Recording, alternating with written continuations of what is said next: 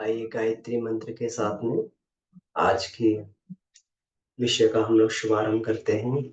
सभी को प्रणाम। परम पूज्य गुरुदेव, वंदनीय माता जी, सभी ऋषि सत्ताओं से के सूक्ष्म संरक्षण में आइए हम लोग प्रार्थना करते हुए आज का क्रम ये प्रारंभ करते हैं। ओम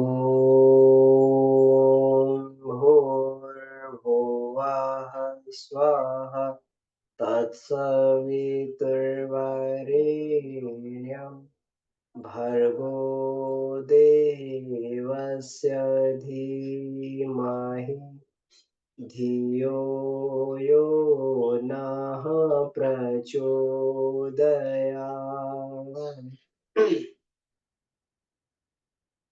तो आज का विषय जो है अन्नमय कोश और उसकी साधना, ये परिचयात्मक विषय है। तो इसलिए और ये चैप्टर में ज़्यादा इसमें बहुत अधिक मात्रा में ये भी नहीं था, बड़ा चैप्टर नहीं था। तो इसलिए इसको जो है मैं शेयर कर रहा हूँ और हम लोग इसको देखते जाएँगे और साथ-साथ इसको जो है इस पर चर्चा करते जाएँगे हम लोग।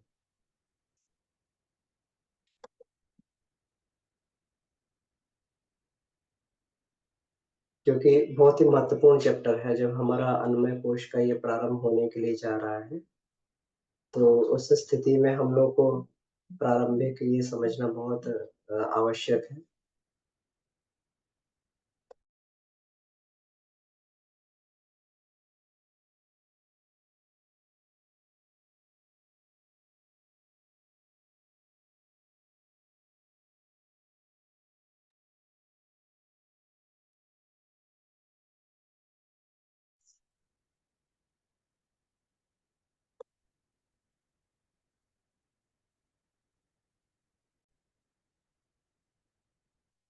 ये जो वाङ्मय नंबर है, हम लोग देख सकते हैं वाङ्मय नंबर 13 और वाङ्मय नंबर 13 में पृष्ठ 4.1।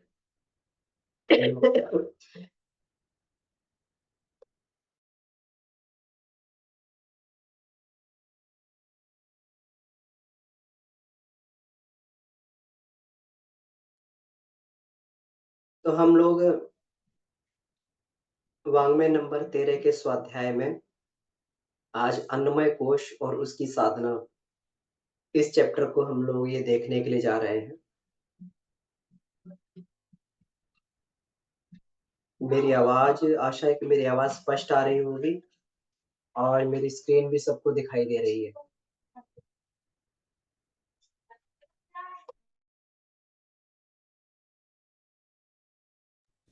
हाँ मन भैया, सब स्पष्ट है। स्पष्ट है बिल्कुल। जी, जी, जी। आप सभी का बहुत-बहुत धन्यवाद। चलिए अब प्रारंभ करते हैं। तो इसमें हम लोग इस वाङ्मय की विशद चर्चा करते हुए और इसको एक सीक्वेंस से हम लोग ये चल रहे हैं इसमें, अन्नमय कोश, गायत्री की पंचकोशीय साधना और उपलब्धियाँ, वाङ्मय नंबर 13। तो उस क्रम में हम लोगों ने शुरू में गायत्री पंचकोशीय साधना का दार्शनिक आध्यात्मिक पक्ष क्या है? क्यों ये साधना करनी चाहिए? हमारे जीवन में ये अनिवार्य क्यों है? और उसके बाद में हम लोगों ने ये चर्चा की कि हमारे जो स्थूल और सूक्ष्म जो शरीर है, स्थूल और सूक्ष्म शरीरों का क्या महत्व है? तो इसमें काफ़ी विशेष चर्चा हम लोगों ने की कि स्थूल शरीर कैसे होता है, क्या होता है, उसकी साधना कैसे की जाती है? सूक्ष्म शरीर क्या होता है, उसकी साधना कैसे की जाती है?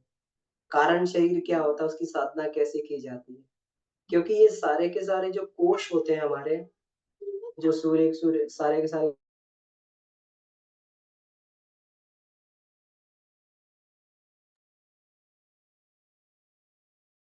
और इसमें जो हमारे ये कोष होते हैं, क्योंकि कोष भी सूक्ष्म शरीर में ही होते हैं। अन्नमय कोश को स्थूल शरीर बोला जाता है, लेकिन वास्तव में अन्नमय कोश स्थूल शरीर नहीं है। ये स्थूल शरीर को जो जो स्थूल शरीर को सीधे तौर से जो प्रभावित करता है वो शरीर अन्नमय कोश, वो कोश जो है अन्नमय कोश है।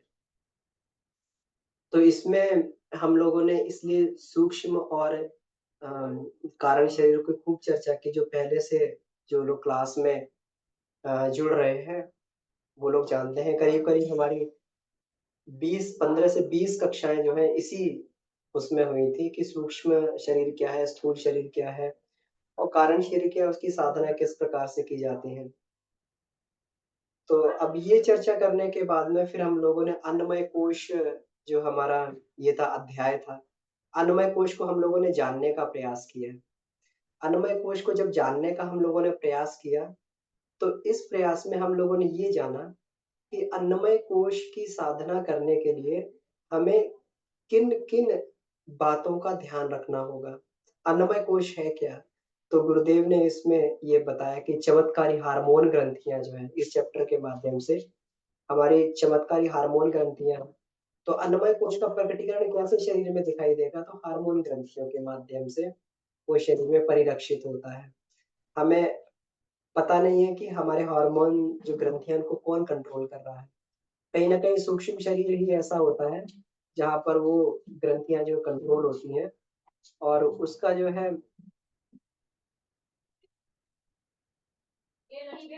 वहाँ पर जो है ये कंट्रोल होती हैं।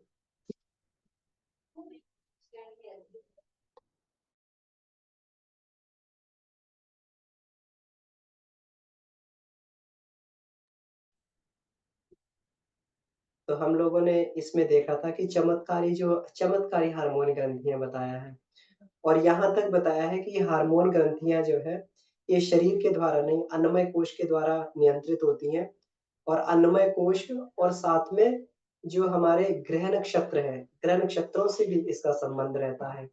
तो ग्रह नक्षत्र भी हमारी हार्मोनल जो ग्लैंड्स होती हैं उनको प्रभावित करते हैं। तो इस स्तर पे हम लोगों ने बात की थी कि हमारा अन्नमय कोश किस तरीके से, हमारा स्थूल शरीर किस तरीके से प्रभावित होता है। आगे बढ़कर फिर हम लोगों ने बात की कि और भी एक इसमें जो रहस्यमय घटक है जो हमारे जीन्स हैं, तो जीन्स भी अन्नमय कोश को प्रभावित करते हैं बहुत कर तरीके से। और वो जीन्स से जो माता-पिता से तो आते हैं, पुरानी पीढ़ियों से आते हुए चले जाते हैं और वो जो है सौभाग्य-दुर्भाग्य की तरीके से हमारे पल्ले बंधे रहते हैं। लेकिन कोई भी ऐसी पद्धति आज विज्ञान इसमें नहीं कारगर रूप से खोज पाया है। शोध तो बहुत हो रही हैं, लेकिन कारगर रूप से कि जो जो हमारी पुरानी पीढ़ियों से कोई हमारी आदि-व्याधियाँ या बीमारियाँ चली आ रही हैं, तो उनका निराकरण कैसे हो सकता है? विज्ञान इसमें सतत शोधरत है। लेकिन उसमें बताया गया था कि हमारा जो है ये रहता है आध्यात्म विज्ञान में इसकी भी इसका भी उपचार है। हमारे जो हार्मोनिक ग्रंथियाँ हैं तो उसमें जो हम लोग मंत्रों के द्वारा जो उसमें ये एक विकिरण पैदा करते हैं, यज्ञ के द्वारा विकिरण पैदा करते हैं। जो मंत्रों का चुंबकत्व होता है, ध्यान का चुंबकत्व होता है, तपश्चर्या का जो इसमें मैग्नेटिज़्म पैदा किया जाता है, इन सब माध्यम से धीरे-धीरे हमारे ये अन्नमय कोश का परिष्कार होने लगता है। जिस प्रकार से हम लोग जानते हैं कि कितने लोग विकृत से विकृत स्थिति में वो लोग जब अध्यात्म में उन्होंने प्रवेश किया, तो उन्होंने किस चीज़ का अवलंबन किया? तपश्चर्या का अवलंबन किया और तपश्चर्या से फिर वो उस पद पर पहुँच गए जो जो शायद मानवीय जीवन में उच्च पद जिसको कहा जा सके, देव ऋषि, ब्रह्म ऋषि के पद तक वो लोग पहुँचे। हम लोग जो है जैसे बात करते हैं रत्नाकर डाकू की बात करते हैं, अंगुलीमाल की बात करते हैं और जो है इनकी आम्रपाली की बात करते हैं, सदन कसाई, ये सारे के सारे जो है बहुत ही प्रारंभ अवस्था में बहुत ही ये लोग विकृत स्थिति में थे। लेकिन तपश्चर्या के माध्यम से इनमें इतना परिवर्तन हुआ कि इनके एक-एक कण बदल गया, एक-एक कण शरीर का जो है बदल गया। वो कैसे बदला? क्योंकि उन्होंने अपनी सूक्ष्म सत्ता को तपश्चर्या के माध्यम से बदल दिया और सूक्ष्म का प्रकटीकरण ही स्थूल होता है। और इसके बाद में फिर हम लोगों ने एक और महत्वपूर्ण इसमें चैप्टर में चर्चा की थी कि अन्नमय कोश की साधना में हमें एक-एक अपनी जो ये सेल होता है, सेल जिसको बोलते हैं, जो कोशिका होती है, एक-एक कोशिका को प्रोग्राम करना होता है, अलाइन करना होता है।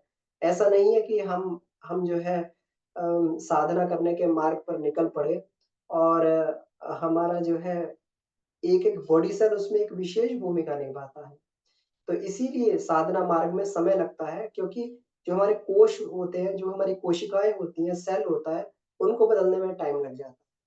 कोई व्यक्ति जब कोई कहते हैं कलाकार होता है, तो कलाकार होता है तो उसका एक-एक बॉडी सेल जो उसकी कला के लिए अलाइन्ड होता है। जब भी वो काम करेगा क्योंकि सेल से ही टिश्यू बनता है और टिश्यू से ऑर्गन बनता है, ऑर्गन से हम किसी काम को कर पाते हैं। ऑर्गन से अंग अवयव से ही हम किसी काम को कर पाते हैं। तो उसमें उसी प्रकार के सेल होते हैं। अब जैसे दिमाग के लिए जो सेल अलग होते हैं, न्यूरॉन सेल होते हैं और हाथों-पैरों के लिए अलग सेल होते हैं।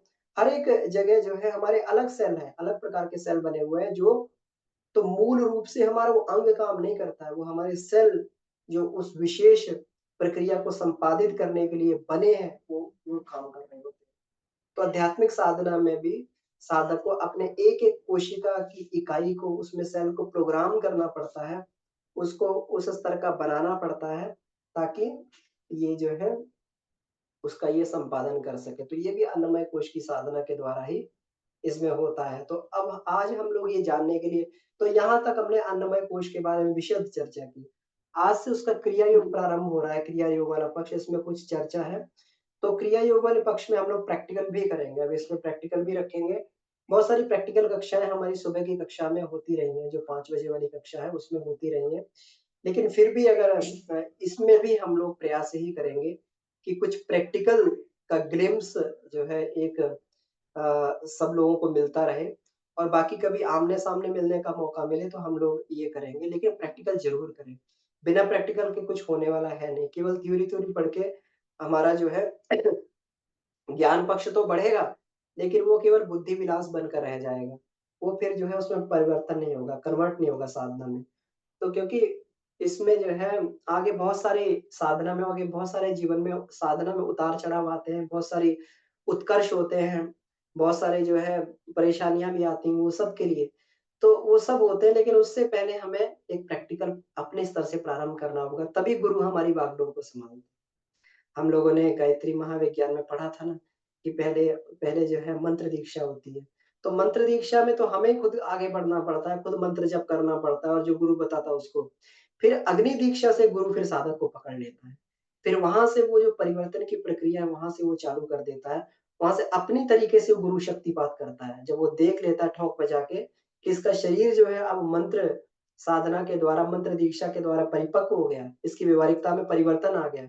अब इसने उतना स्तर अपना उठा लिया है कि इसको वहाँ से पकड़ा जा सकता है। अगर वो स्तर नहीं उठेगा, अगर कोई व्यक्ति मंत्र दीक्षा की शर्तों को पूरा नहीं करेगा, तो वो फिर जो अग्नि दीक्षा की उसमें नहीं आ सकता और जो अग्नि दीक्षा की शर्तों को पूरा नहीं करेगा, वो फिर ब्रह्म दीक्षा के उसमें नहीं आ सकता है। यही अध्यात्म की 3 कक्षा है। इसी को हम लोग जो है पंचकोश साधना भी बोलते हैं कि पंचकोश साधना के माध्यम से क्रम बाय क्रम, तो इसलिए इसमें प्रैक्टिकल बहुत आवश्यक है। तो इसलिए आज हम लोग जो इसमें चर्चा करने के लिए जा रहे हैं, क्योंकि प्रैक्टिकल और थ्योरी बहुत जो लोग रिसर्च लेवल में होते हैं, हम लोगों ने 8वीं क्लास में भी जो है ये सूत्र पढ़ा होगा। किसका सूत्र पढ़ा होगा? हमने एल्बर्ट आइंस्टीन का सूत्र पढ़ा होगा। जिसको हम लोग जो अ, मास और द्रव्यमान जो ऊर्जा और द्रव्यमान का सूत्र बोलते हैं। थ्योरी ऑफ रिलेटिविटी बोलते हैं, सापेक्षतावाद का सिद्धांत बोलते हैं, E is equal to mc square बोलते हैं। 8वीं में भी पढ़ा था लेकिन उस स्तर का पढ़ा था हम लोगों ने। 10वीं में पढ़ा उस स्तर का पढ़ा लेकिन हम लोग ग्रेजुएशन में आए तो हमारी हम मोटी बुक पढ़ाई गई। केवल आइंस्टीन मैकेनिक्स उसमें केवल थ्योरी ऑफ रिलेटिविटी हमें पूरी बुक में इतनी मोटी बुक में थ्योरी ऑफ रिलेटिविटी पढ़ाई गई। तो वो जो है वो उस स्तर से फिर हम लोगों का ये जिसमें रेफरेंस फ्रेम और ये सारी चीज़ें जो है हम लोगों को पढ़ाई गई। और फ्रेम के माध्यम से ये दिखाया गया कि इसमें नहीं 3 आयाम नहीं चौथा आयाम भी होता है और कैसे जो है समय का आयाम किस प्रकार से व्यक्ति को प्रभावित करता है। तो जैसे कहने का तात्पर्य ये है कि जैसे-जैसे हम लोग आगे बढ़े उस स्तर की थ्योरी तो आज हम लोग जो है हम लोगों ने गायत्री महाविज्ञान पढ़ा और ये पढ़ा, लेकिन जो वाङ्मय नंबर 13 ये पीएचडी स्तर की ये कक्षा है। इसमें ज्ञान बहुत ही गुरुदेव ने गहन स्तर पर ये कि कहीं पर भी एक भी कन्फ्यूजन हमारे दिमाग में ना रहे। उसके लिए और अब प्रैक्टिकल भी उसी स्तर का करना पड़ेगा। हम लोग जानते हैं कि जैसे-जैसे हम लोग आगे बढ़ते हैं, तो हमारे प्रैक्टिकल जो है उतने प्रखर होते चले जाते हैं। ग्रेजुएशन में और स्तर का प्रैक्टिकल होता है, पोस्ट ग्रेजुएशन में और स्तर का होता है, पीएचडी में और भी स्तर के प्रैक्टिकल होते हैं। उसमें तो पूरा प्रैक्टिकल के आधार पे ही सारा थीसिस लिखना होता है। तो ये हमारा ये दोनों पक्ष साथ में चलेंगे इसलिए हमें इसकी चीज़ का ध्यान रखना चाहिए। तो जितना हमें थ्योरी मिलेगी, उसी मात्रा में हमें प्रैक्टिकल भी करना पड़ेगा, नहीं करेंगे तो थ्योरी नहीं पचेगी। नहीं पचेगी तो फिर उबाऊ हो जाएगी, ऊब आने लगेगी, आगे का मार्ग बाधित हो जाएगा। इसलिए पूरी तन्मयता से हम जुट जाएँ इसमें प्रैक्टिकल करने के लिए, क्योंकि वो वो हमें अगर गुरुदेव ने अगर इस प्लेटफ़ॉर्म पे लाए हैं, तो ये गुरुदेव की इच्छा है।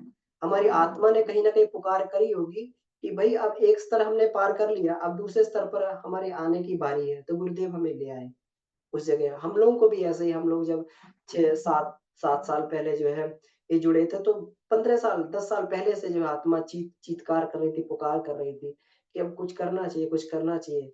किताबें खोल के देखते थे, लेकिन देखते थे, पढ़ के रख देते थे उसको कि कोई मार्गदर्शन नहीं मिल पाता था। लेकिन उसके 2008 के बाद में पूरे 7 साल लगे, उसके बाद में 2015-14 से हमें मार्गदर्शन मिला प्रैक्टिकल। तो आज हम लोग और उसका सहयोग का पूरा भरपूर फ़ायदा उठाया गया और तुरंत जो है एकदम गुरु की कृपा भी मिली, श्रद्धा भी बढ़ी और प्रैक्टिकल भी खूब मन लगा के किया, तो उससे प्रगति भी मिली। आगे को कोशों में आके प्रगति थोड़ी धीमी होती है, उसमें व्यक्ति को धैर्य बहुत करना पड़ता है। उसमें जो है क्योंकि इसे तो ईश्वर से धारा बोला है। तो उसमें उस तरीके से व्यक्ति को चलना भी पड़ता है। लेकिन कभी भी ये मान के हमेशा चलें कि एक समर्थ गुरु ने हमें पकड़ा हुआ है, एक समर्थ साधना पद्धति के हमारे पास में है, तो सारी की सारी चीज़ें केवल हमारी अगर रह जाएगी तो हमारी कमी रह जाएगी कि हम प्रैक्टिकल भरपूर तरीके से इसमें नहीं कर पाए। तो गुरुदेव ने बड़ा ही सिंपल और सिम्प्लीफाई करके इसमें दिया हुआ है। तो आज हम लोग अन्नमय कोश के बारे में देखते हैं। ऐसे ही हम लोग एक-एक कोश के बारे में बहुत ही गहन तरीके से इसको देखने का प्रयास हम लोग ये करेंगे। तो इसको देखें हम लोग तो इसमें जो है गायत्री के 5 कोशों में जो है ये अन्नमय कोश सबसे प्रथम कोश माना जाता है। जो अन्न का तात्विक अर्थ होता है पृथ्वी का रस। इसको कहीं सात्विक भी बोला है, वहाँ पर गायत्री महाविज्ञान में सात्विक भी बोला है और यहाँ तात्विक बोला है। तो इसी दृष्टि से मान के चलते हैं कि अन्न का तत्व क्या है? इसका बेसिक एलिमेंट क्या है? पृथ्वी का रस। अब पृथ्वी के रस से ही सारी चीज़ों का पोषण होता है। हमारे अनाज हैं, पौधे हैं, फल हैं, वो सब पृथ्वी के रस से ही बनते हैं। पृथ्वी में से रस खींचते हैं। जिस पौधे की जड़ें कमज़ोर हो जाएँगी, वो पृथ्वी में से रस नहीं खींच पाएगा, तो वहाँ फल नहीं लगते, वो पेड़ सूख जाता है। तो सब कुछ हो रहा है पृथ्वी के रस से ही हो रहा है। हम लोग फर्टिलाइज़र खाद तो उसको ऊपर से डालते हैं, लेकिन उसके मूल में जो सत्ता विद्यमान है, वो पृथ्वी का रस ही है। तो पृथ्वी के रस को हम जब ये खींचते हैं, ये चीज़ें खींचती हैं, तो वो उसको किसी को अन्न के रूप में बना देती है, किसी को फल के रूप में बना देती है। कोई जानवर खा लेता है तो दूध घी बन जाता है उससे, जानवर खा लेता है माँस बन जाता है। ये सब के सब अन्न कहे जाते हैं, सब अन्न कहे जाते हैं। तो अन्न कहे जाते हैं, इन्हीं से जो है शरीर में रजवीर्य बनता है और रजवीर्य से ही हमारा ये अन्नमय कोश बनता हुआ चला जाता है। तो इसीलिए और ये आगे चल के क्या होता है, यही अन्नमय कोश जो है हमारा अन्न से बना हुआ शरीर, ये जब मिट्टी में मिल जाता है, तो फिर पुनः ये उसी में परिवर्तित हो जाता है। उसी अन्न में, उसी उसमें परिवर्तित हो जाता है। इसीलिए ये कहा जाता है कि कि इसको जो है क्योंकि अन्न से उत्पन्न होने वाला उसी में मिलता है, इसको अन्नमय कोश कहा जाता है। अन्नमय कोश कह दिया जाता है। तो इसमें ये कहा है कि यहाँ पर एक बहुत ध्यान देने योग्य एक ये बात ये होती है कि ये हाड़-माँस का पुतला जो है, ये हमारा स्थूल शरीर अन्नमय कोश नहीं है। अन्नमय कोश नहीं समझ लेना चाहिए क्योंकि मृत्यु जब हो जाती है व्यक्ति की, शरीर नष्ट हो जाता है, लेकिन अन्नमय कोश नष्ट नहीं होता है। वह जीव के साथ में बना रहता है। हम लोग स्वर्ग नरक की प्रक्रिया को हम लोग सुनते हैं, तो स्वर्ग नरक की प्रक्रिया में क्या होता है? जो जीवात्मा होती है उसे भूख लगती है, प्यास लगती है, उसकी इच्छाएँ बनी रहती है, वासनाएँ बनी रहती हैं। मतलब इंद्रिय जन्य सुख लेने की वासनाएँ उसकी उस शरीर में भी, प्रेत योनि में भी बनी रहती हैं। तो इसका मतलब स्थूल इंद्रियाँ तो नष्ट हो गई, लेकिन वो सूक्ष्म इंद्रियाँ अभी तक नष्ट नहीं हुई हैं। तो सूक्ष्म इंद्रियाँ कहीं न कहीं बनी हुई हैं, तो सूक्ष्म इंद्रियाँ जहाँ बनी रहती उसी को अन्नमय कोश बोला जाता है। इसीलिए कहते हैं कि ये जो है प्रेत योनि में चला गया है, इसकी अमुक-अमुक चीज़ें खाने की इच्छा हो रही है, इसका अमुक-अमुक जो है वासना इसके अंदर भरी हुई है। तो वो चीज़ों की उसको जो है फिर दान के माध्यम से कैसे भी तमाम तमाम तरीके के आध्यात्मिक उपचार यज्ञ के माध्यम से तो उसको उस उसके प्रेत शरीर में पहुँचाने का यानी उसके अन्नमय शरीर में पहुँचाने का वहाँ पर प्रयास किया जाता है। इसलिए वो असली जो उपभोक्ता होता है वो अन्नमय कोश होता है। तो अन्नमय कोश हमेशा स्थूल शरीर से पृथक होता है और इसको सूक्ष्म शरीर भी कहा जाता है। जब जब जो है हम लोग रोगी हो जाते हैं, तो रोगी होते हैं तो डॉक्टर लोग क्या करते हैं? डॉक्टर लोग तरह-तरह के उपचार करते हैं, हमें दवा देते हैं, हमें इंजेक्शन लगाते हैं, हमारा ऑपरेशन करते हैं। लेकिन उसकी पहुँच जो स्थूल शरीर तक ही होती है। तो जो स्थूल शरीर तक सीमित जो रोग हैं, वो तो ठीक हो जाते हैं, लेकिन जिनकी जड़ें अन्नमय कोश में, ये बहुत ध्यान देने योग्य बात है, जिनकी जड़ें अन्नमय कोश में होती हैं, वो स्थूल माध्यम से कभी भी सही नहीं होते हैं। बहुत सारे ऐसे रोग होते हैं, जो केवल अन्नमय कोश की साधना द्वारा ही ठीक किए जा सकते हैं। इस प्रकार के रोगों का उदाहरण भी गुरुदेव ने दिया हुआ है, कि जिस प्रकार से कई बार बालक जब पैदा होता है, तो बहुत सारी इंद्रियाँ उसकी कमज़ोर होती हैं। क्योंकि सूक्ष्म इंद्रियों के कारण ही स्थूल इंद्रियाँ बनती हैं और सूक्ष्म इंद्रियाँ सारी की सारी हमारे अन्नमय कोश में होती हैं। अब स्थूल इंद्रियाँ कमज़ोर होने के कारण किसी को जो है बचपन से चश्मा लग जाता है। बचपन से ही बच्चों को देखा कि चश्मा लगा होता है या फिर किन्हीं को देखें तो उनके पैदाइशी उनका जो है ये जो इंसुलिन वाला सिस्टम है, हमारा पैनक्रियाज़ उनका डिसेबल्ड रहता है, उनको जो है पैदा होते ही डायबिटिक रहती है। किसी को जो है ग्लैक्टोसीमिया जैसे रोग हैं, तो बच्चों को बचपन में पैदा होते ही ग्लैक्टोसीमिया रोग होता है, वो जो है उसको पचा नहीं सकता, शुगर को पचा नहीं सकता, वो कमज़ोर रहता है, धीरे-धीरे उसकी मृत्यु भी हो जाती है। तो ऐसे करके जो है और किसी का जो है जन्म लेते ही किसी का अंग नहीं होता है। एक बार एक जानने वाले थे वो, तो उनको मैंने देखा कि वो उनका बच्चा पैदा हुआ तो उसका हाथ ही नहीं था। अब इसमें कारण तो तमाम बन जाते हैं, लोग कहते हैं कि इसमें जो है मिसकैरेज हो गया होगा या कुछ हो गया होगा, शरीर अंग नहीं बना होगा, लेकिन ये नहीं होता है। ये केवल अन्नमय कोश के कारण ही ये सारी की सारी विकृतियाँ पैदा हो जाती हैं। किसी की आँख नहीं होती, किसी कोई प पैदा होते ही गूंगे और बहरे हो जाते हैं। कोई जो है किन्हीं का मस्तिष्क काम नहीं करता है, कोई जो है दुर्बुद्धि पैदा होते हैं, कोई आजकल ये रोग बहुत चल रहा है जिसको हम लोग ऑटिज़्म का रोग बोलते हैं। बच्चे पैदा ही मंदबुद्धि पैदा होते हैं, उनका दिमाग का भाग विकसित नहीं हुआ होता है। ये सारी की सारी हम लोग कह तो रहे हैं, ये हमारा अन्नमय कोश के विकृत होने के कारण ही सारी चीज़ होती है। आजकल ऑटिज़्म की बहुत शिकायतें वो शिकायतें इसीलिए आ रही हैं क्योंकि हमने अन्नमय कोश का तिरस्कार करना प्रारंभ कर दिया है। पहले अन्न की शुद्धता का बहुत ध्यान रखा जाता था। लोग शुद्ध अन्न ही खाया करते थे। शुद्ध शुद्ध वातावरण में बने हुए अन्न को खाते थे, शुद्ध कमाई से कमाए हुए अन्न को खाते थे, शुद्ध जो है खेत में पैदा हुए अन्न को खाते थे। तो इस तरीके से जो अन्न पैदा होता था। पहले तो जो है ये फल-सब्जियाँ भी रहट के पानी से और बारिश के पानी से सीधी-सीधी जो पर्जन्य हमारा बरसता था, जो पर्जन्य बरसता था जो बारिश से पर्जन्य बरसता था, उससे अन्न सब्जियाँ पैदा होती थी। लोग अन्नमय कोश बहुत पुष्ट रहा करते थे। नहीं तो फिर बैलों के द्वारा जो रहट इत्यादि से पानी खींचते थे, तो उनके श्रम से जो है वो चलता था वो अन्न उस समय अन्न तो कम पैदावार होती थी, लेकिन उसमें अन्न में बहुत ताकत थी, बहुत सशक्त अन्न था, लोगों को बीमारियाँ बहुत कम हुआ करती थी। अन्नमय कोश लोगों के बहुत सशक्त थे। लेकिन आज देखो, आज थोड़ी-थोड़ी बात पे जो है लोगों को ये हो जाता है थोड़ी-थोड़ी बात पे जो लोगों को जो है ये बीमारियाँ हो जाती हैं लोगों की, ये कमज़ोर पड़ गई है। इम्यूनिटी कमज़ोर पड़ गई है। और क्या चीज़ है, ये मंदबुद्धि बालक जो पैदा हो रही है, ये सब फर्टिलाइज़र का जो ये सब स्प्रे किया जा रहा है जो उसका और उसका जो है नालियों के पानी से जो है सीवर के पानी से अन्न की खेती की जा रही है। ये सारा का सारा अन्नमय कोश और तो और लोग मांस भक्षण और ये सब खा-खा के मांस के कारण मैं आगे इसमें जो है हम लोग चर्चा करेंगे, गुरुदेव ने बताया हुआ है। तो अभी हम लोग यही मान के चलें कि जो एक बार रोग जो है अन्नमय कोश में घुस गया, तो फिर बाहर कितना भी उपचार करवाते रहें, वो सही नहीं होता है। उसका केवल अन्नमय कोश की साधना से ही उसका उपचार किया जा सकता है। ये शरीर जो है अन्न से ही बढ़ता है। तो अब जिस प्रकार से शरीर के जो स्थूल, सूक्ष्म और कारण भाग होते हैं और इसमें 5 कोश होते हैं, वैसे ही अन्न के 3 कोश होते हैं। ये बहुत महत्वपूर्ण बात है, हमें समझने वाली बात है।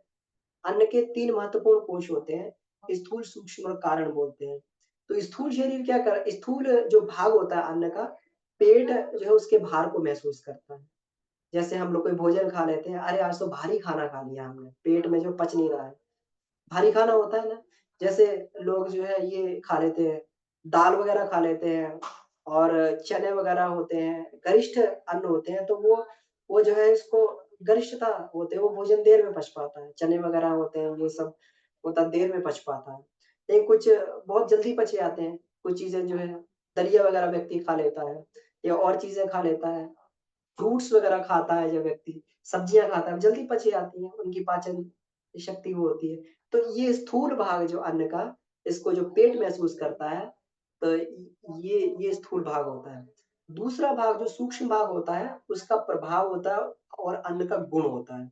प्रभाव और अन्न का गुण क्या होता है? हमने कोई चीज़ खा ली, अब हमें लगता है कि इसको खाने के बाद ना आलस से बहुत आ रहा है शरीर में। ये जो है हमें नशा पैदा कर रहा है। जैसे कहते हैं ना कि सतरजतम इसको खाने के बाद हम तमोगुणी हो गए हैं, इसको खाने के बाद रजोगुण बढ़ रहा है ना? इसका रस तीक्ष्ण है, शरीर में एकदम उग्रता आ रही है, उत्तेजना शरीर में पैदा हो रही है, अशांति पैदा हो रही है। ये अन्न का सूक्ष्म भाग होता है, जिसके कारण जो है इसका व्यक्ति सूक्ष्म भाव को महसूस करता है। खाने के बाद में लोग शराब पी लेते हैं, तो शराब पीने के बाद में उसका स्थूल प्रभाव तो जो रहता ही है, लेकिन उसके बाद में वो मादकता आने लगती है। व्यक्ति का क्या है, ये कमज़ोर पड़ने लगता है। और पैर इधर-उधर डगमगाने लगते हैं, उसका मस्तिष्क कमज़ोर पड़ने लगता है और तो और फिर जो है उसके बाद का प्रभाव जो होता है, उसके अंदर वासना कितनी तीव्र वासना पैदा हो जाती है। ये सूक्ष्म प्रभाव है इसका। तीव्र वासना जितने भी सारे ये बलात्कार इत्यादि और ये हत्याकांड किए जाते हैं, सब लोग 90% लोग इसमें ड्रिंक करके सब ये करते हैं सारा का सारा। ये इसका सूक्ष्म भाग है इनका। तीसरा जो होता है, इसका कारण भाग होता है अन्न का। तो ये कारण भाग इसको बोलते हैं, यही जो है इसका अन्न का संस्कार होता है और अन्न का संस्कार ही अन्नमय कोश को बनाता है। तो अब हमें बिल्कुल इसको समझ लेना होगा कि अन्नमय कोश किससे बनता है? ये अन्न के कारण भाग से, संस्कार भाग से ये बनता है। तो ये संस्कार भाग से जिस प्रकार अन्न का संस्कार होगा, अब संस्कार बनता कैसे? वो कहाँ पैदा हुआ है? कहाँ से हमने उसको प्राप्त किया है? ये अन्न का संस्कार होता है। इसीलिए अपने भारतीय संस्कृति में हमेशा यज्ञ के द्वारा अन्न को संस्कारित करके तब ग्रहण करने का वो दिया गया था। इसमें ये कहते हैं कि भगवान कृष्ण ने तो गीता में यहाँ तक कह दिया है, जो बिना यज्ञ में चढ़ाए हुए जो अन्न को ग्रहण करता है, वो चोरी का अन्न खाता है। वो जो है वो सही अन्न को ग्रहण नहीं कर रहा। इसीलिए अपने यहाँ बलिवैश्य की जो परंपराएँ बनाई गई, बहुत सारी बहनें अपने यहाँ बलिवैश्य करती हैं, लोग यज्ञ करते हैं। पहले ये क्या हुआ करता था जब ये नहीं थी, फिर भी किसी न किसी रूप में हमारे पूर्वजों ने उनको जीवंत रखा था। हम लोग कभी देखते थे हमारे घर में कुछ जब मीठा इत्यादि बनता था, तो हमारी दादी वगैरह हुआ करती थी, चूल्हे जलते थे उस समय। तो उस मीठे को या कोई चीज़ को पहले चूल्हे में भोग लगा देते थे। अब उन्हें वो यज्ञ की पद्धति तो मालूम नहीं थी, लेकिन इतना मालूम था कि पहले भगवान को अग्नि को चढ़ाना है, उसके बाद में चूल्हे को देने के बाद में फिर देना है। तो अन्न को संस्कार करने की पद्धति थी, उसी संस्कारित अन्न को सब ग्रहण भी किया करते थे। तो इसमें ये कहा गया है कि जो मांस इत्यादि जो भक्षण करने में तो स्वादिष्ट लगते हैं, आज लोगों को ये खाने की तीव्र अभिप्सा, ये खाने मांस खाने की रहती है। मैंने कई बार देखा उसमें कि कई बार नवरात्रि में जो है ये करना पड़े लोगों को, मांस छोड़ देते हैं नवरात्रि में बहुत सारे लोग, तो उनके अंदर एक तीव्र भूख पैदा होती है, कब नवरात्रि खत्म हो, कब जो है इसकी पूर्णावधि में मांस खा जाऊँ। मतलब ऐसे ये मैंने पुरुषों में नहीं, स्त्रियों में भी ये प्रवृत्ति देखी है। बहुत सारे लोगों को बोलते देखा है, मांस खाने की तीव्र प्रवृत्ति अंदर पैदा हो रही है, तीव्र इच्छा पैदा हो रही है। तो ये सारा जो है, ये क्या करता है, ये अभक्ष्य पदार्थ होते हैं, इनसे ये खाने में तो स्वादिष्ट लगते हैं, लेकिन इनका जो सूक्ष्म संस्कार होता है, वो हमारे अन्नमय कोश को विकृत कर देता है। और इस स्तर से विकृत होता है कि वो जन्म-जन्मांतरों तक वो पशुता के संस्कार जो भर जाते हैं, वो ठीक नहीं होते। जो बीमारियाँ जो इससे विकृति से पैदा होती है, वो जन्म-जन्मांतरों तक ठीक नहीं होती। फिर हम लोग जो इसमें कुचक्र में इसके फँसते हैं। डॉक्टरों के कुचक्र में कि डॉक्टर साहब दवा तो खा रहे हैं पूरा जो है, लेकिन ये सही नहीं बीमारी हो पा रही है। या फिर जीन्स में घुस गई बीमारी या फिर हमारा हार्मोनल डिसऑर्डर के रूप में पैदा हो रहा है। ये सब अन्नमय कोश से पैदा होता है। इसीलिए हमारे भारतीय लोग समझदार थे, हमारे ऋषि लोग समझदार थे, वो हमेशा संस्कारित अन्न ही खाते थे। वो किसी का बेईमानी का अन्न भी नहीं खाया करते थे। जो भी साधक अपने जीवन में आत्मिक उत्कर्ष, आत्मिक प्रगति करना चाहता है, वो कभी भी अन्न के पक्ष को बहुत ध्यान में रखेगा। एक बार गुरु नानक देव जी की बात आती है कि वो एक जगह गए, उनके साथ मर्दाना रहा करता था। तो मर्दाना रहा करता था, तो वो किसी किसान गरीब किसान के यहाँ रुके हुए थे वहाँ पर जाके। तो गरीब किसान के यहाँ रुके हुए थे, तो वहाँ रुक कर जो है, वहाँ का सेठ साहूकार था, उसे पता लगा नानक देव आए हुए हैं, गुरु नानक देव आए हुए हैं।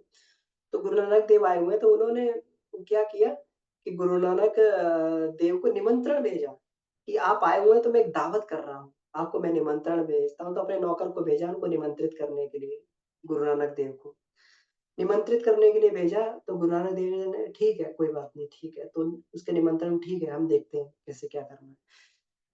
तो वो ठीक है, वो हुआ, लेकिन वो दावत में नहीं गए। अब मर्दाने को जो है ये लगा कि इतना बड़ा बढ़िया, वैसे तो खाने को मिलता नहीं, हम लोग घूमते रहते हैं इधर-उधर, कभी खाने को कभी कुछ मिलता है, कभी नहीं मिलता, भरपेट भोजन भी कभी नहीं मिल पाता, कोई कैसी रोटी देता है, कोई कैसी रोटी देता है, वो सब खानी पड़ती है। लेकिन आज इतना बढ़िया मौका था, सेठ साहूकार के यहाँ 56 भोग की दावत खाने को मिल रही थी और मना कर दिया। उन्होंने कहा कि गुरुदेव आपने ऐसा क्यों किया? तो नानक साहब ने कहा कि एक काम करो, तुम वहाँ से जाओ, वहाँ से वो लेके आओ, भोजन लेके आओ वहाँ से। मर्दाना गया वहाँ से जो है पुआ, वहाँ का पुआ उठा के ले आया, वहाँ से पुआ ले आया है कि नानक साहब ने बनाया है। तो पुआ ले आया उठा के, गुरुदेव ने एक हाथ में, जो गुरु नानक देव ने पुआ पकड़ा एक हाथ में और एक हाथ में उस गरीब की जहाँ पे वो रोटी थी, वहाँ पर वो पकड़ ली, उसको एक हाथ में पकड़ लिया। सिद्ध लोग थे ये लोग, भगवान के स्तर पे ये लोग थे। उन्होंने उसको निचोड़ना चालू किया। जब निचोड़ना चालू किया तो उसमें से, जो पुए में से रक्त बहने लगा और ये इसमें से जो है रोटी में से दूध बहने लगा। तो कहा कि मर्दाने, अब तुमने देखा इसमें क्या है? ये देखा है? तो ये सिद्ध लोगों की यही, संत लोग होते हैं, उनकी यही विशेषता रहती है कि वो सब कुछ प्रैक्टिकल में करके दिखा देते हैं। तो उन्होंने कहा है कि जिस सेठ के साहूकार के यहाँ तुम खाने के लिए जाना चाहते थे, उसने जो है इस लोगों के रक्त को पी-पी कर जो है, लोगों से जबरन इसको खींच-खींच कर जो है, उसने उस धन को इकट्ठा किया है। अगर हम उसके यहाँ खाते जाके, तो ये विकृति हो जाती, हमारा अन्नमय कोश दूषित हो जाता। हम लोग नहीं खा सकते थे इसको। और किसान के यहाँ देखा तुमने, भले ही वो रूखी-सूखी रोटी थी, लेकिन वो आत्मा को तृप्ति देती, उससे शांति मिलती, उससे जो है ये मिलता। इसीलिए आज भी सिख धर्म में कहीं पे भी लंगर होता है, वहाँ पर वहाँ पर जो है सतनाम वाहिगुरु का हमेशा पाठ चलता रहता है। उसको वितरित करते समय उसको ये, तो किसी भी धर्म में अन्नमय कोश की इसको हमेशा ध्यान रखा गया कि मैंने हदीस भी पढ़ा है। हदीस में भी पढ़ के देखा कि वहाँ अन्नमय कोश की, वहाँ तो लोग मांस खाते हैं, तो मांस खाने में अन्नमय कोश की शुद्धि कैसे होती है? तो वहाँ पर भी क्योंकि क्योंकि समय और परिस्थिति के हिसाब से होता है। वहाँ कुछ अरब जैसे देशों में कुछ खाने को नहीं मिलता था, तो वहाँ अपने उसको बचाने के लिए वहाँ पर मांस इत्यादि का प्रचलन चल पड़ा, क्योंकि वो फसल तो होती नहीं, अन्न पैदा होता नहीं था। तो पहले भी ऐसे वो भी नहीं थे कि वहाँ पर जो है जाकर यातायात के साधन भी नहीं थे। ऊँट के द्वारा, उसके द्वारा सब अन्न वगैरह पहुँचता, इतने गरीब लोगों की पहुँच से अन्न दूर था। तो वहाँ पर जो है लोग मांस-वांस खा के जो जैसा मिलता था, क्योंकि आदि मानव था, आदि मानव भी मांस इत्यादि खा के अपना काम चलाया करता था। उस समय अपने प्राण की रक्षा तो करनी है। तो उस समय हदीस में भी लिखा गया है कि अगर तुम पशु को मांस के लिए मार रहे हो, तो मारने का तरीका भी उसमें लिखा गया है, उसी को हलाल करना बोलते हैं। तो कहीं न कहीं हर धर्म में अन्नमय कोश की साधना का, सात्विक अन्न का इसमें ध्यान रखा गया है कि मतलब किस प्रकार से वो करना है। तो हर एक जगह इसको ये ध्यान में रखा गया, अन्नमय कोश की साधना हर एक जगह से करवाई जाती है। भले ही आज वो परंपराएँ बदलनी चाहिए, क्योंकि आज हर जगह जो है अन्न पहुँच गया है, हर जगह ये पैदा हो जाता है, तो उसको जो है, इसीलिए हम लोग कल जो इस पे चर्चा कर रहे थे कि सांप्रदायिक मान्यताएँ जो है पुरानी हो जाती है और इनको बदलना चाहिए। आज बहुत सारे लोग, पूरा संसार जो है आज विदेशों के लोग वेगन्स को भी छोड़ के आज वो लोग दूध को भी छोड़ के वेगन्स बन रहे हैं। वो लोग मांस इत्यादि तो उन्होंने परित्याग कर दिया, दूध को भी छोड़ के, और वो लोग केवल और केवल कच्ची सब्जी और फल इत्यादि सलाद पर लोग शिफ्ट कर रहे हैं। अन्नमय कोश की साधना है। जैसे-जैसे लोगों की बुद्धि विकसित हो रही है, वो अन्नमय कोश पे ध्यान रख रहे हैं। इसलिए कहने का भाव यही है कि एक बार जो रोग अन्नमय कोश में घुस गया, तो वो फिर ठीक होने में नहीं आता है। उसके लिए जो है फिर कितना भी हम लोग धन इकट्ठा करते रहें, वो नहीं आता है। अन्न के संस्कार का हमेशा ध्यान रखना पड़ता है। जो अनीति द्वारा उपार्जित अन्न होता है, उससे भी अन्नमय कोश दूषित हो जाता है। जो अभी कहानी हमने अभी निवेदन की आपके सामने, गुरु नानक देव जी की, उससे भी एक कहानी और आती है कि एक बार जो है, एक संत देव कहीं उसके यहाँ ठहरे। अब मैं देखिए कितनी सूक्ष्मता से जो है इसका विश्लेषण किया जाता है। मेरा कहने का यही है, गुरुदेव ने कितनी सूक्ष्मता से इसको, ये खंड ज्योति में प्रकाशित हुई थी। एक संत जो है वो किसी बुढ़िया के यहाँ ठहरे। अब उन्होंने देखा बुढ़िया दिन-रात बेचारी मेहनत करती थी, तो संत लोग ठहरने से भी पहले देख लेते थे, कि कैसे आदमी क्या ठहरा है, कहीं ऐसा तो नहीं हमारी तपस्या का क्षय हो जाएगा। तो बुढ़िया बेचारी क्या थी करती थी, वो चरखा चलाती थी। तो चरखा चला के जो भी उसको मिलता था, तो उसने कहा कि माता हम तुम्हारे यहाँ रुकना चाहते हैं। कहा ठीक है, मेरे भाग्य उदय हुए, आप हमारे यहाँ रुकिए। तो वो उसने क्या कहते हैं जब बुढ़िया ने रात में भोजन बनाया, उन संत ने भोजन किया और भोजन करके उनको रात में स्वप्न दोष हुआ। एक वेश्या उनको दिखाई दी और स्वप्न दोष हुआ, स्वप्न दोष से उनका जो है उनका ये कैसे हुआ? ये बुढ़िया तो विधवा बुढ़िया है, सात्विक उससे दिन-रात मेहनत करती है, अन्न कमाती है, लेकिन ये कैसे हुआ? तब उन्होंने उसको बुढ़िया को तो कुछ नहीं बताया, वो पूरा का पूरा उसका विश्लेषण करना चालू किया, दिन भर वो करती क्या है? तो उन्होंने देखा कि दिन भर तो वो अपना मेहनत कर रही थी। शाम को उसके पड़ोस में एक वेश्या का घर, उस वेश्या के घर से जो है जैसे ही शाम होती थी तो अपना दीपक जला देती थी। दीपक जला के जो है उसको वो काम करने लगती थी। लेकिन जैसे ही अंधेरा हुआ और उस वेश्या के घर से प्रकाश आने लगा, तो उसने क्या फटाफट जो अपना दीपक बुझा के उस प्रकाश में जाके उसको वो करना चालू कर दिया, अपना काम करना चालू कर दिया। और उस प्रकाश के प्रभाव के कारण ही जो है जो काम कर रही थी, उसका जो है अन्न वो दूषित हो गया। उसकी कमाई दूषित हो गई। हम लोग जान सकते हैं कि अन्नमय कोश किस स्तर पर जाके विकृति पैदा करता है। गुरुदेव ने किस स्तर तक साधक को सावधान रहने के लिए कहा है कि अन्नमय कोश के साधक को अपना भोजन भी अपने हाथों से स्वयं बनाना चाहिए। जो भोजन को बनाने की और ये जहमत नहीं उठा सकते, गुरुदेव ने ऐसा कहा है, आगे पढ़ने को मिलेगा, उनको अन्नमय उनको जो है साधना के मार्ग पर आगे नहीं बढ़ना चाहिए। गुरुदेव ने इतना कड़ा निर्देश इसमें दिया है। हम लोग जानते हैं गुरुदेव ने किस स्तर पर अन्नमय कोश की साधना की थी। तो तो यही इसमें दिया, पाप की कमाई से विकृत हो जाता है। लेकिन हमें फिर भी इसमें नहीं करना चाहिए, अगर विकृति अन्नमय कोश में हो गई है, तो फिर उसको जो इसकी साधना है, जिसको जो अन्नमय कोश की साधना उपवास, आसन, तत्व शुद्धि, तपश्चर्या की साधना से हम फिर भी इसको सही कर सकते हैं। उपवास के माध्यम से हमारी उपपत्तिकाओं का शोधन होता है, जो हमारे अंदर गाँठें बन गई हैं जिसको उपपत्तिकाएँ बोलते हैं, जो खास काम के लिए हमें बाध्य करती हैं, उन उन गाँठों को जो है उपवास के माध्यम से खोला जाता है, तोड़ा जाता है। कई गाँठें होती हैं, आप्यायनी होती है, उषा होती है, चंद्रिका होती है, दुर्साल्वी होती है, अमाया होती है, मोचिका होती है, कई ग्रंथियाँ जिसके कारण जो है मनुष्य को ये पूषा ग्रंथियाँ एक काम उत्तेजना को पैदा करती हैं। जो ये उपपत्तिकाएँ होती हैं, व्यक्ति ना चाहते हुए काम वासना की तरफ बलात् धकेल ले जाती है, जो ये जिनकी ये उपपत्तिका उत्तेजित होती हैं। तो अन्नमय कोश की साधना में उपवास में हम लोग जो है जब 5 तरीके के उपवास करते हैं, जिसमें पाचक, शोधक, शामक, आनक और पावक उपवास होते हैं। तो जो हमारे शामक उपवास होते हैं, उससे उपपत्तिकाओं का क्षमन होता है। इससे जो है सूर्य की अलग-अलग रश्मियों के माध्यम से अलग-अलग शक्तियों को ग्रहण करते हैं हम लोग। ये इसलिए उपवास बहुत महत्वपूर्ण होता है। जो रविवार का उपवास करते हैं, उनको सूर्य की सातों किरणों के लाभ उनको प्राप्त होते हैं, इसलिए गुरुदेव ने इसका भी उपवास रविवार का उपवास करने के लिए गायत्री साधक को बताया। तो इससे हमारा पंच तत्वों पर ये उपवास के माध्यम से फिर जो आसन होते हैं, आसन के माध्यम से हमारे जो ये होते हैं, जो हमारे अंदर इसको मर्म बिंदु होते हैं, मर्म बिंदुओं की मसाज होती है और मर्म बिंदु सही से काम करने लगते हैं। इन्हीं मर्म बिंदु को हम लोग हार्मोनल ग्लैंड्स भी बोलते हैं।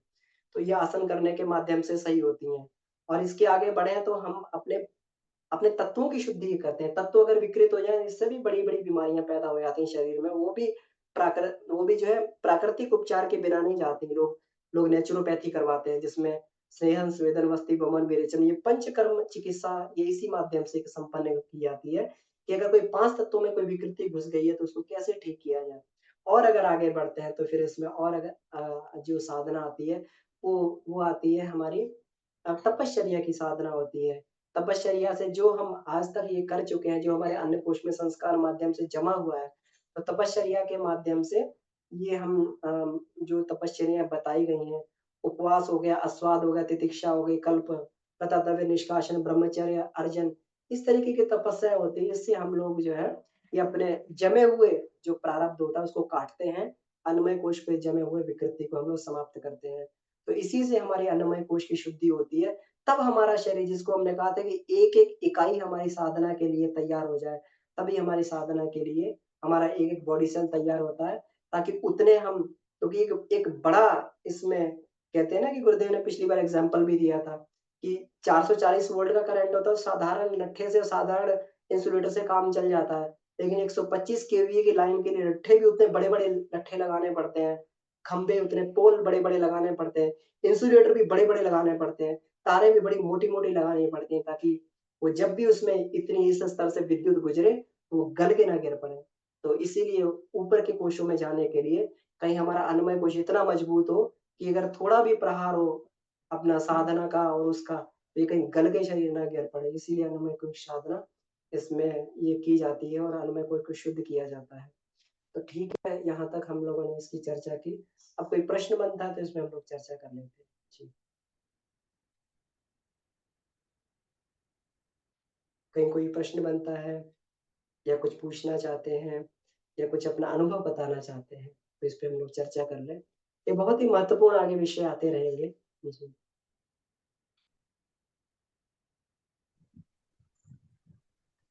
भैया प्रणाम। अमन भैया। जी, मनोज भैया प्रणाम। हाँ भैया, आपने जो एक बताया है कि वो प्रकाश के जो अभी वेश्या का जो उदाहरण दिया कि उनका अन्नमय कोश जो है वो प्रकाश से भी वो प्रभावित हुआ, तो सर भैया बहुत सूक्ष्म रूप से भी तो इसका असर पड़ रहा है। बिल्कुल। तो जी जी भैया, तो अगर हम कहीं से सब्जी को लेके आते हैं बाजार से, अगर मानते हैं कि उसको भैया अगर हम बनाते हैं, अगर कोई गलत आदमी उसको बेच रहा है, जिससे उसका मैंने कोई मैंने उसका क्रियाकलाप सही नहीं है, और उसके हाथों से अगर कोई सामान लेके हम आ रहे हैं वो दे रहा है, तो उसको शुद्धिकरण हम कैसे करें जिससे अन्न में कोश मेरा। जी भैया, जी भैया। तो उसमें पहले गुरुदेव क्या करते थे जब ये साधना करवाते थे साधकों को, तो गौमूत्र में शोधित करके जो है ये अन्न दिया करते थे। सारे अन्न को जो है गौमूत्र में भिगोया जाता था। फिर अपनी अपनी जो ये लगी थी मथुरा में, जो चक्की लगी थी, अपनी चक्की में पीसते थे कि वो टच भी ना हो जाए किसी से। इतना गुरुदेव ध्यान रखते थे। तो हम लोग भी इसी तरीके से करें। देखिए कि अगर सब्जियां वगैरह लाते हैं तो अच्छी तरह के से धुल के, और कहीं कहीं मैंने पढ़ा है नमक के पानी इत्यादि में भी धुलने से उसके कुसंस्कार खत्म हो जाते हैं। और अपने पास सबसे बड़ी जो पद्धति यज्ञ की पद्धति है कि अपना मेहनत की कमाई का वो हो, और साथ में अगर कोई कुसंस्कार उसके साथ जुड़ा रह गया है, तो अपन जो है ये जो बलिवेश्व महायज्ञ है, इसको संपन्न कर लें।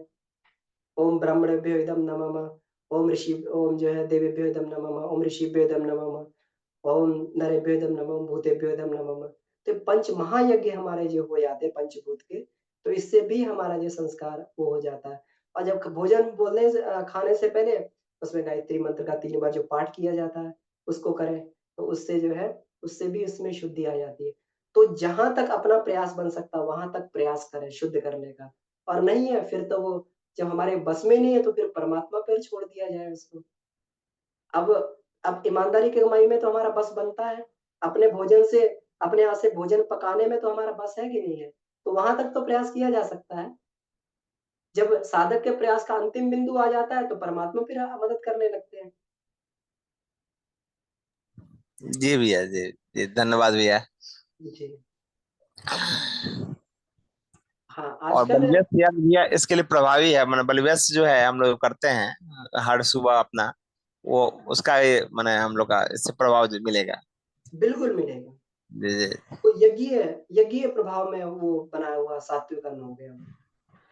जी भैया। भोजन बनाते समय री मनस्थिति बहुत ही पवित्र होनी चाहिए। जी कभी-कभी हम जी। एक पुराने परिजन थे, तो वो बताते थे, मतलब वो एक बार प्रवचन में मज़ाक-मज़ाक में कह रहे थे, जिस दिन पति-पत्नी का लड़ाई-झगड़ा हो जाए उसमें खाना मत बनाए, होटल में जाके खा लें। तो इसलिए जो है कभी भी हम लोगों को ये ध्यान रखना चाहिए कि उद्विग्न मनस्थिति से या किसी तरीके से जो है भोजन बनाते समय मनस्थिति बहुत पवित्र होनी चाहिए। और भोजन अपने हाथ से गुरुदेव ने कड़ा निर्देश दिया है, इसीलिए साधना कठिन पड़ती है ना। गुरुदेव ने कड़ा निर्देश दिया है। अब हम लोग तो अब इतनी हम लोगों ने अपना बांध लिया, अपने हाथ पैर इतने फँसा लिए कि भोजन बनाने तक का समय जो है नहीं मिल पाता है। तो फिर वो जो काम वाली बाई आती हैं तो उनसे भोजन बनवाते हैं। तो साधक को इसीलिए तो संयमी होने के लिए बताया है ना, कि आवश्यकता हम उतनी कम करके रखें ताकि हमें जो है ये बेसिक हमारी रिक्वायरमेंट है, ये पूरी करने के लिए समय मिल जाए। अब दिन-रात पैसा कमाने में निकाल देंगे, आवश्यकता से अधिक खर्च बढ़ा लिया है, पैसा कमाने में निकाल दे रहे हैं, ना पत्नी को समय मिल रहा है, ना पति को मिल रहा है, तो फिर साधना के मार्ग पर कैसे आगे बढ़ा जाएगा? इसीलिए अपरिग्रही होने की बात कही गई है, प्रज्ञोपनिषद में हम लोग पढ़ भी रहे हैं।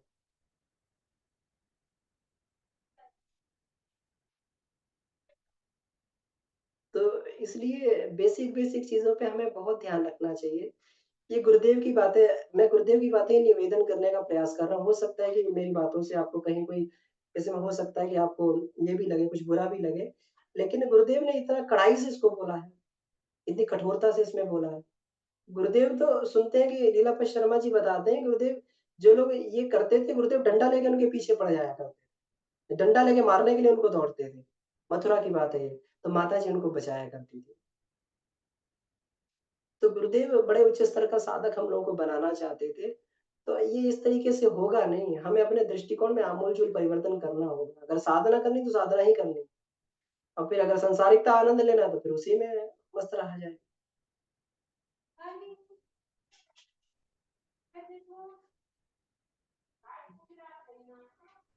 इसीलिए गुरुदेव ने इन सब चीज़ों को, बेसिक चीज़ों में ध्यान रखते ही गुरुदेव ने इसमें जो है, ये कहा कि 10 वर्ष जो व्यक्ति देगा उसका जो है ये मिल जाए। अब 10 वर्ष देने का मतलब ये हो गया कि आमूल-चूल हम अपने पे ढर्रे में परिवर्तन करना पड़ेगा। तो 10 वर्ष देके अगर ये मिल रही है विभूति, कम विभूति नहीं है जो जन्म-जन्मांतरों में नहीं मिलती। जी भैया। और किन्हीं को कोई प्रश्न हो?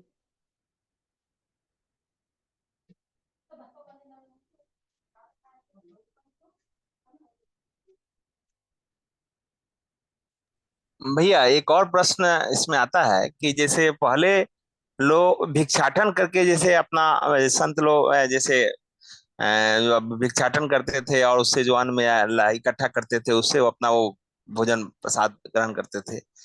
तो उसमें तो बहुत संस्कार भैया, वो तो कई घरों से लाए और कई घरों का जो है वो अन्न लाके तो उसको पकाया। या हम लोग गायत्री मंदिर में ही हम लोग देखते हैं कि कभी भोजन बनता है तो उसमें कई जगह से जो है वो आता है, उसमें दाल चावल, और हमको लगता है कि हजारों घर से आता है और उसको तब जाके उसको बनाया जाता है प्रसाद। तो इसका जो सूक्ष्म प्रभाव जो है भैया यज्ञ के द्वारा ही हम ऐसा क्या इसको समझा जाए इस तरह से? जी भैया, पहले जो है भिक्षाटन होता था, ये एक उच्च परंपरा थी, भिक्षा की भी। और भिक्षा भी जो है हर किसी को माँगने का अधिकार नहीं है। वो समाज अधिकार देता था कि किसको भिक्षा माँगने का। आज तो हर कोई जो है भीख माँगने के लिए, अपनी उदरपूर्ति के लिए भीख। पहले भिक्षाटन जो होता था, उसके पीछे उच्च वैज्ञानिकता थी। लेकिन आज जो है वो प्रथाएँ आउटडेटेड हो गई हैं। क्योंकि लोगों, जो देने वाला है उसकी भी मान्यता बदल गई, वो तिरस्कार से देता है। अब भिक्षा वाले को हम कुछ देते हैं, वो तिरस्कृत भाव से उसको देता है कि अरे देखो ये भीख माँगता फिर रहा है, उसको किसी को ₹2 ₹4 तिरस्कार भाव से दे दिया कि अपने हाथ-पैर से नहीं कमा पाता है। तो पहले तो विकृति वहीं आ गई। पहले भिक्षाटन होता, सन्यासी लोग जो है, जो सब कुछ छोड़ के समाज के लिए दिन-रात, वो लोग समाज के लिए दिन-रात जीते नहीं थे, साँस भी समाज के लिए लेते थे। उनका, अब उनको इसलिए समाज उनको ये अनुमति देता था कि आप कमाने में मत रहिए। आपका ज्ञान इतना उच्च स्तर का है, आपका जो है कर्म इतना उच्च स्तर का है, आपका आपका जो है आपका जो है ये शिक्षण इतना उच्च स्तर का है, तो आपके भरण-पोषण की ज़िम्मेवारी हम लेते हैं। तो आप मत कीजिए, आप केवल हम लोगों को दिशा निर्देश दीजिए। उतने उच्च स्तर की सोच थी, संतों के बारे में, सन्यासियों के बारे में, ब्राह्मणों के बारे में। ब्राह्मणों का पूरा दायित्व समाज उठाता था कि हम आपके भरण-पोषण का दायित्व उठाएँगे। आप जो 8 घंटे अपनी मज़दूरी में खर्च कर रहे हैं, 8 घंटे हमें ज्ञान दीजिए। और ब्राह्मण भी निष्प्रभ भाव के होते थे उस समय, तेजस्वी ब्राह्मण होते थे, साधना करते थे और जो है लोग स्वेच्छा से उनको देते भी थे।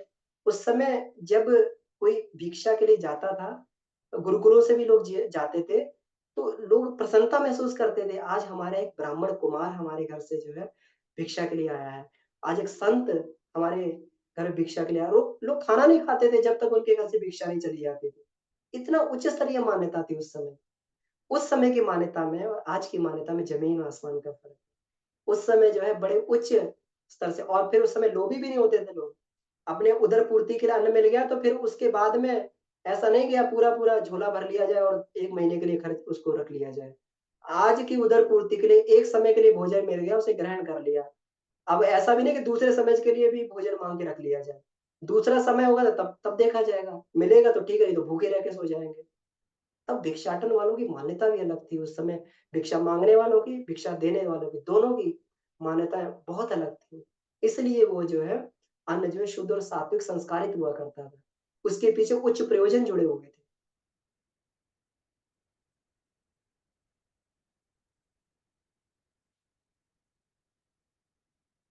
कुछ क्लियर हुआ होगा भैया इसमें?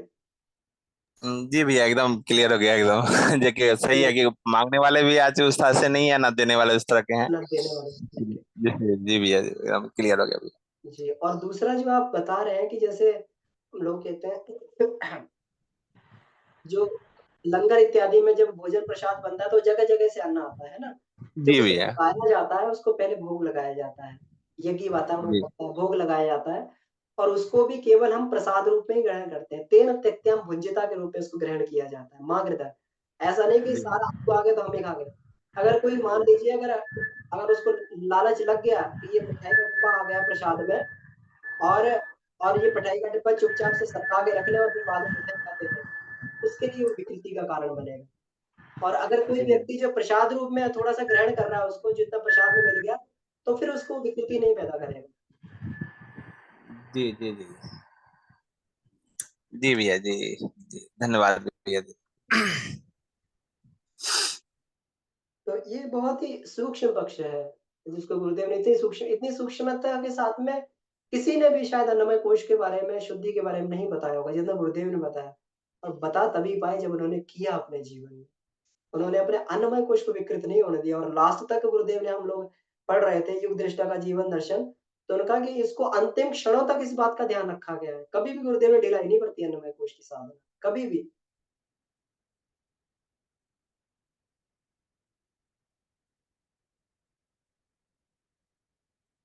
तो उसी तरीके से हम लोग आगे इसमें साधना के उस पे आगे बढ़ते जाएँ।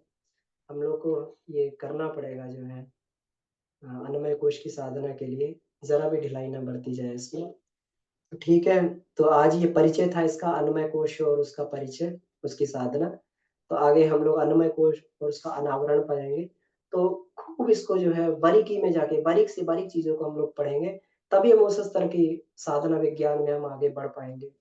ये बहुत ही असाधारण साधना है, विश्वास मान के चलिए, ये महाकाल है इसलिए उन्होंने हम लोगों को ये सुयोग सौभाग्य दिया, नहीं तो किसी की क्षमता नहीं है। लोग गायत्री दीक्षा देने से भी डरते हैं, हम गायत्री दीक्षा देंगे हम नष्ट हो जाएँगे, क्योंकि अब शिष्य कोई गलती करे उसका पाप गुरु को लगेगा, तो इसीलिए कोई दीक्षा भी नहीं देता है, कि गुरुदेव ने कहा हम सबके पाप को हमारे पास इतना तप है हम सबके पाप को खत्म कर देंगे और नहीं करेंगे तो हम भुगत भी लेंगे। गुरुदेव ने 24-24 दिन के जल उपवास करके जो उसको भुगता भी, खत्म भी किया उसको। कितना क्रश उनका शरीर हो गया तब भी उन्होंने जो है ये भुगता। इस स्तर का अगर कोई कोई व्यक्ति कोई महाकाल अगर हमारे उसमें आया है और वह आश्वासन दे रहा है हमें, आत्मनिर्माण करने का आश्वासन दे रहा है, तो फिर आँख बंद करके कूद पड़ना चाहिए उसमें, ज़्यादा अपना सोचना नहीं चाहिए उसको। उसको कूद पड़ना चाहिए गुरु की बात पे, तभी जो हमारा उद्धार हो पाएगा। तो ठीक है, आज की कक्षा को हम लोग यहीं समाप्त करते हैं, आइए। परम पूज्य गुरुदेव वंदनीय माता जी से प्रार्थना करें कि हम लोग जो है ये करते हैं। वंदनीय माता जी हमेशा अपने चौके में हाथ से भोजन बनाती हैं, चाहती तो नौकरों को भी रख लेती, लेकिन वो जब तक रहीं अपने हाथ से भोजन बनाती हैं, आज भी वही परंपरा विद्यमान है वहाँ पे।